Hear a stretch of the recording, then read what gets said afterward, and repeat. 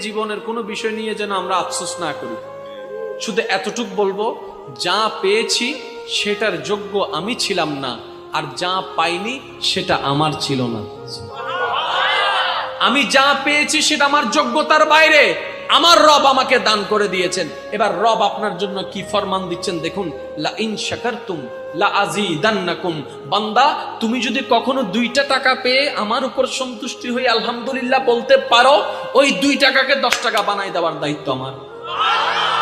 এবার আপনি জীবন দিয়ে একটু প্রশ্ন করেন, আপনি আমি নিজের চাওয়া মোতাবেক পাইলে আলহামদুলিল্লাহ বলি, কিন্তু যখন ওটার থেকে কম পাই আমরা নারাজ হয়ে যাই। কিন্তু আমরা বুঝতে পারি না রব আমাদেরকে পরীক্ষা করছেন, রব আমাদেরকে পরীক্ষা করছেন। তা আমরা যদি চালাক হতাম কিরকম হইতাম?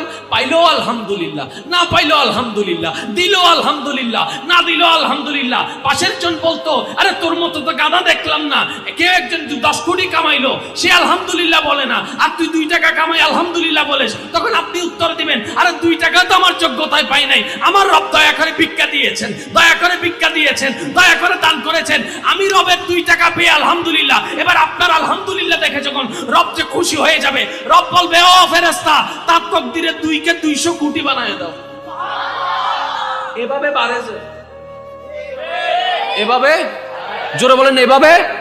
এটাই হচ্ছে রবের দেওয়ার সিস্টেম। এবার আপনি জীবন দিয়ে মিলান, দেখবেন যে আমরাই আমাদের লস করছি।